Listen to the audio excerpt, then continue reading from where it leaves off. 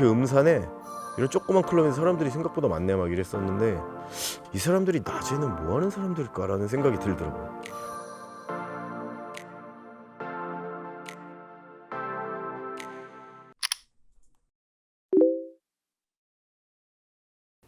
춤은 뭐 저는 한 번도 전문적인 교육이나 뭐 그런 소속으로 쳐본 적은 없고요.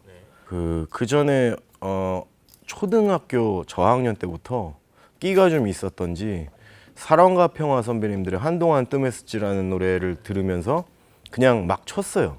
막 춤을.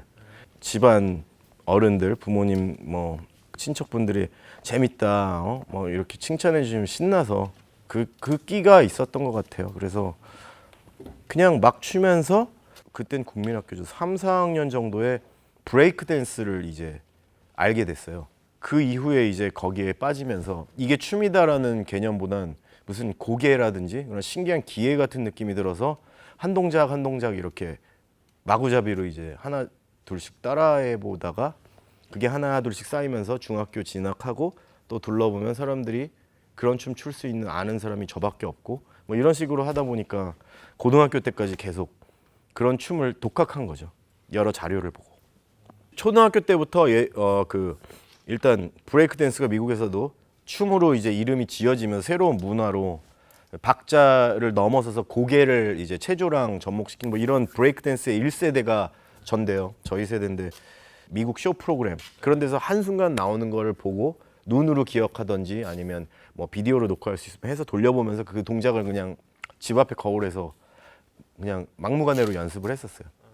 헐비 행콕이라는 그 재즈계 큰형님이 계신데 그분이 전자음악을 시도하셨던 것 중에 락킷이라는 네 이게 브레이크 댄서들과 이제 뭐 이런 요즘 80년대 그때부터 했던 전자음악 그런 거에 뭔가 접점인데 클래식이라고 할 수 있는데 그때 브레이크 댄스가 같이 그 뮤직비디오나 공연에서 접목이 됐어요.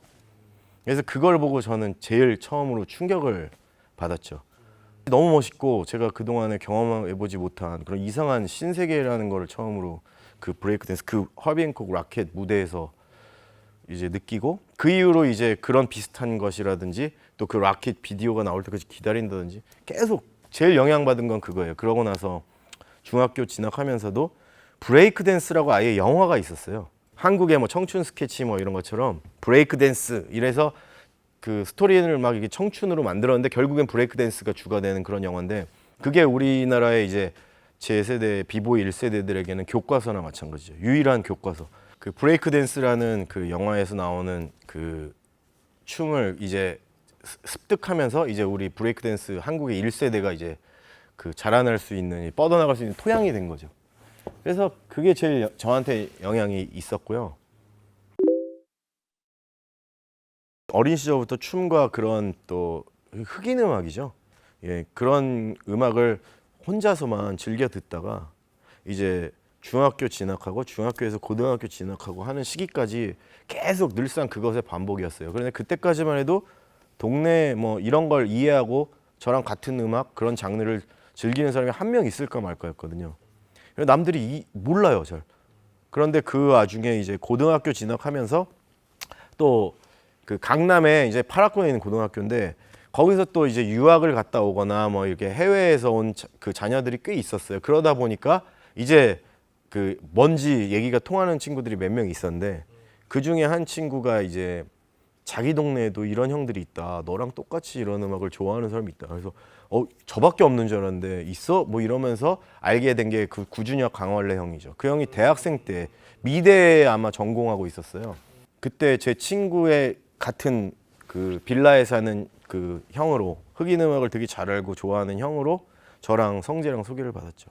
아 그리고 그 순서가 바로 전인데 이제 성재는 고1 말에 일본에서 전학 오기로 예약이 돼 있었어요. 왜냐하면 저희 반에도 동경 한국인 학교에서 전학 온 친구가 있었거든요. 근데 그 친구가 저를 보면서 야, 너 성재라는 애가 오는데 너랑 되게 잘 어울릴 것이다. 죽이 잘 맞을 것 같다. 그래서 제가 기다리고 있었죠. 그래서 이제 해외 그 자녀 뭐 이런 게 있었잖아요. 그래서 와서 이제 아 네가 성재구나 이래서 친해지면서 이 음악의 세계에 물들였죠. 흑인 음악이 어떤 거다. 그리고 뭐 그 성재는 일본에서 지금 한창 유행하는 팝이나 락, 뭐 일본 가요, 뭐 이런 것들도 저에게 들려주고 저는 야, 흑인 음악이 진짜 멋있는 거야. 뭐 이러면서 이제 미성년자 신분으로 이제 나이트도 이제 가서 춤도 추고 예, 그러면서 이제 같이 점점 그 같은 동질의 취미를 갖게 된 거죠. 그래서 처음에는 그냥 그런가 보다 했는데 준엽이 형, 원래 형을 알고 나서 이제 친해진 거예요. 뭐 이렇게 같이 가기도 하고 뭐 따로 가기도 하고 하면서 그 문나이트라는 데를 처음 저희가 알게 된 거죠. 그래서 가보니까 이제 너무 오래전이라 사실 처음 갔을 때 가면은 잘 기억이 안 나는데 왜냐면 그 이후로 몇 년 동안 계속 다녔거든요. 혼자도 다니고 뭐 근데 왜 다녔냐 그냥 그 음악에 춤을 출 수 있고 거기 있는 사람들 전부가 그 음악을 저랑 똑같이 좋아하고 알고 있다는 게 유일한 별천지였어요 저한테. 지금에야 인터넷이 있고 해외에서도 서로 같이 영상 통화를 통해서도 만날 수도 있잖아요. 근데 그때는 그 컴퓨터도 흑백이고 소위 말하는 초록색 모니터에서 그냥 천리안 뭐 이런 거였으니까 동호회라는 게 되게 힘들었어요 만나기가. 심지어 이제 흑인 펑키 소울 음악과 춤을 출 수 있는 사람들의 모임 이런 거는 모르거든요 사람들이. 그런데 그 문나이트만 가면 어떻게 알았는지 사람들이 다 이제 하나가 될 수 있는 정말 별천지였어요. 그래서 그때서야 이제 아 이거 나만 하는 게 아니구나. 뭔가 이거는 안심도 되고 또 서로 정보도 교환할 수 있고 그리고 또 하나는 주한미군으로 온 그 여러 군인들 중에 뭐 군인 그러면 으쌰으쌰 뭐 이렇게 하기만 할 것 같지만 사실은 군인 이전에 미국은 또 직업 군인이잖아요. 그 이전에 뉴욕에서 살고 뭐 LA에 살고 한창 말썽 피면서 이렇게 문화를 즐기고 소위 말하는 잘 나가던 흑인 친구들이 있었어요. 그런데 이제 한국으로 간다는 거는 발령 나는 건 되게 외국에서는 위험 수당까지 줄 만큼 분단 국가니까 그런 수당이 나오는데 의외로 재밌다라는 얘기를 듣고 온 친구들이 많아요. 그냥 군인인데도 사실은 군인이라기보다는 날고 기는 춤꾼, 뭐 래퍼 이런 사람들이 있었단 말이죠. 그 친구들이 이제 이 문화에서 친해지면서 정보도 주고 하루 종일 춤추는 프로를 녹화한 비디오도 주고 뭐 음악도 갖다 주고 그땐 또 이제 구하기가 힘든 미국에서 한참 핫한 흑인 음악들을 그 친구나 이런 걸 통해서 자유롭게 이제 수입이 되니까 그런 거 이제 갖다 주기도 하고 옷도 주고 그냥 한국의 이제 흑인 음악 90년대 흑인 음악이 부흥할 수 있게 그런 요소를 갖다 준 친구들이 사실 주한미군에 그런 몇몇이 있어요. 예. 제가 연도는 그러니까 유추해 보면 알겠는데 고등학교 1학년 말이었던 것 같아요. 1학년 말인가? 그게 88년도나 89년도 그 사이예요. 아마 고1, 고2 그 사이일 거예요. 그래서 처음 가보고는 뭐야 이런 데가 있어? 이렇게 음산에 이런 조그만 클럽에서 사람들이 생각보다 많네 막 이랬었는데 이 사람들이 낮에는 뭐 하는 사람들일까라는 생각이 들더라고요. 다들 예, 진짜로 그때는 제가 바지 이렇게 내려 입고 뭐 바지 뚫고 다니고 막 그러면 지나가다가 할아버지가 진짜 야단쳤어요. 모르는 분이. 그리고 경찰도 뭐 거기 뭐 옷이 왜 그래 막 이랬었어요. 그래서 막 황당한 적도 있었는데 그러니까 막 사람들이 약간 정신 나간 사람으로 받아들일 정도였어요. 압구정동에서. 어쨌든 문나이트 가면 다 그렇게 옷을 입고 뭔지 아는 거죠. 그리고 야 너 그 음악 들어봤어? 뭐, 보이스투맨 모타운 필리 그거 봤어 비디오? 뭐 이런 식으로. 그럼 알죠 저희는. 보이스투맨이 처음으로 이제 데뷔한 노래인데 그게 약간 흑인 펑키 댄스예요. 예.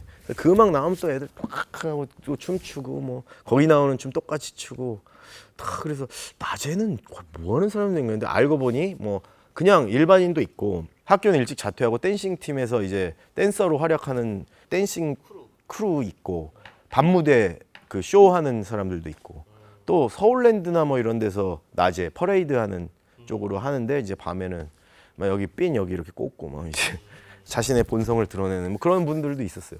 그래서 서로 막 친해지고 하고 또 거기서 이제 그런 걸로 해서 어쨌든 스카웃이 되고 뭐 해서 소위 말하는 댄스 가수로서 이제 멤버로 스카웃 된 사람도 많아요. 전체적으로 통틀어서 보면 이제 그 흑인 춤 요즘은 셔플이라고 하는데 그 스텝이 원래는 런닝맨이라고 그 춤 이름이 있거든요. 토끼 춤이라고 하는. 저희는 필을 되게 중요하게 여기는데 영환이 형, 그 콜라의 영환이 형이라는 형이 생긴 것도 약간 흑인 바비 브라운 같은 그런 얼굴이고 곱슬이야 머리도. 그리고 되게 동작이 멋있어요. 선이. 똑같은 동작을 해도 그 형이 제일 흐름이 뭔가 그루브가 좋았어요. 이렇게. 그래서 다들 그런 건 인정했죠. 그루브도 좋은데 얼굴도 흑인처럼 생겼다고 부럽다고 막.